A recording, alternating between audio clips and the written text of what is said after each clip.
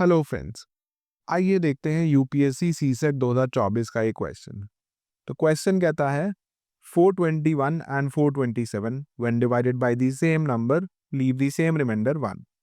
How many numbers can be used as the divisor in order to get the same remainder 1?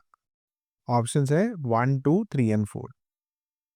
ठीक है, तो दो numbers मुझे given है 421 एंड 427। इसको जब डी से डिवाइड करता हूँ या फिर इसको जब डी से डिवाइड करता हूँ, रिमाइंडर मुझे 1 ही मिलता है। तो पूछ रहा है डी की कितनी वैल्यूज पॉसिबल है। देखिए, बड़ा सिंपल सा क्वेश्चन है। कैसे? देखिए, 421 डी से डिवाइड होने पे एक रिमाइंडर छोड़ता है, तो इसका मतलब 421 डी के मल्टीपल से एक ज्यादा है। यही तो मतलब होता है रिमाइंडर्स का। तो इसका मतलब अगर मैं 421 में से 1 सब्ट्रैक्ट कर दूं तो 420 आएगा, वो डी का मल्टीपल है। ऐसे ही 427 डी से डिवाइड होने पे 1 रिमाइंडर देता है, तो इसका मतलब जो 426 होगा वो डी से कंप्लीटली डिवाइड हो जाएगा। तो इसका मतलब 421 minus 1 and 427 minus 1, that is 420 and 426 are multiples of D. तो सिंपल सी स्टेटमेंट है ना ये, तो दोनों डी से डिवाइड हो जाएंगे। अब आपको डी को फिगर आउट करना है। अब इन दो बड़े बड़े नंबर्स में से डी निकालना बड़ा मुश्किल हो जाएगा हिट एंड ट्रायल से, बिकॉज ये बड़े नंबर्स है, इसके बहुत सारे फैक्टर्स होंगे। अब आप चूज करेंगे कि वो इसका भी हो इसका भी हो, मुश्किल काम है। अब देखिए, मैं इस स्टेटमेंट से क्या ये बोल सकता हूं, 426 माइनस 420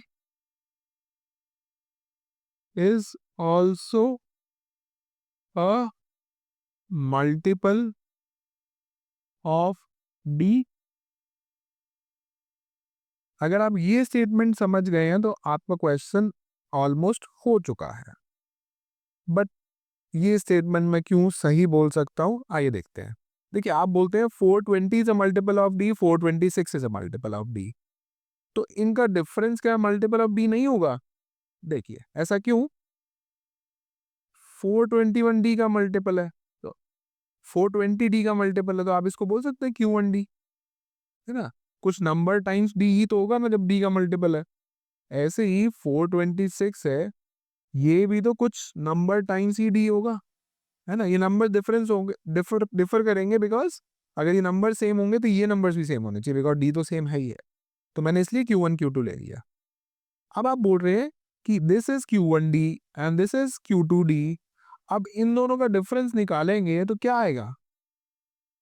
सब्ट्रैक्टिंग 1 एंड 2, तो बोल देंगे 426 minus 420 is equal to Q2 minus Q1 D, right? तो 6 is equal to Q2 minus Q1 D, है ना? तो 6 एक ऐसा नंबर है जो Q2 माइनस Q1 और D का प्रोडक्ट है। तो इससे ये प्रूव हो जाता है ना कि 6 is a multiple of D, है ना? D से कुछ मल्टीप्लाई करने पे ही तो 6 आया। ठीक है, तो अब इसको गेस करना बहुत इजी, सॉरी, डी को गेस करना बहुत इजी हो जाएगा, बिकॉज हमारे पास एक छोटा नंबर है। अब आपने बोल दिया 6 is a multiple of D, है ना? तो 6D का मल्टीपल है, तो D क्या ही हो सकता है ना? तो 6D का मल्टीपल है तो D 6 का फैक्टर हुआ, है ना? तो D या तो 1 हो सकता है, या 2 हो सकता है, या 3 हो सकता है, वो 6 हो सकता है।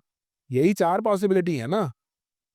एक नंबर को किससे मल्टीप्लाई करूं वो 6 आ जाए, 1, 2, 3 एंड 6, यही हो सकता है ना। अब आप सोच के देखिए, क्या D 1 हो सकता है? अब इस इक्वेशन में रख के देखिए, क्या D 1 हो सकता है ना? 421 को 1 से डिवाइड करेंगे, तो 421 को अगर 1 से डिवाइड करेंगे, इनफैक्ट किसी भी नंबर को 1 से डिवाइड कर देंगे, वो तो कंप्लीटली डिवाइड हो जाएगा, तो रिमाइंडर 1 तो नहीं आएगा। तो ये 1 तो नहीं हो सकता, है ना? रिमाइंडर तो 0 ही आ जाएगा उस केस में। अब क्या D2 हो सकता है? देखिए 421 को 2 से डिवाइड करेंगे, है ना, ये तो ऑड नंबर है, एक 2 से डिवाइड करेंगे तो 1 रिमाइंडर ही आएगा, यहाँ भी 1 ही रिमाइंडर आएगा, तो ये हो सकता है। 3 से डिवाइड करें तो, है ना, 3 से डिवाइड करेंगे अगेन 1 रिमाइंडर आएगा, करके देख लीजिए, तो 3 भी हो सकता है। ऐसे ही 6 से डिवाइड करेंगे अगेन 1 रिमाइंडर आएगा। तो ये तीनों पॉसिबिलिटीज मेरी है।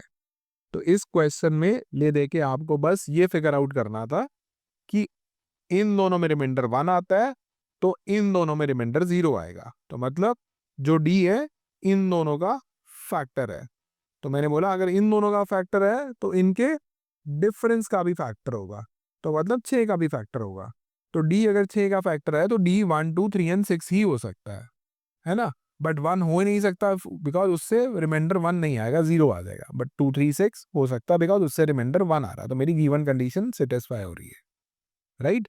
तो इस केस में my answer would be C3, है ना। So this is a good question from number system. Thank you so much.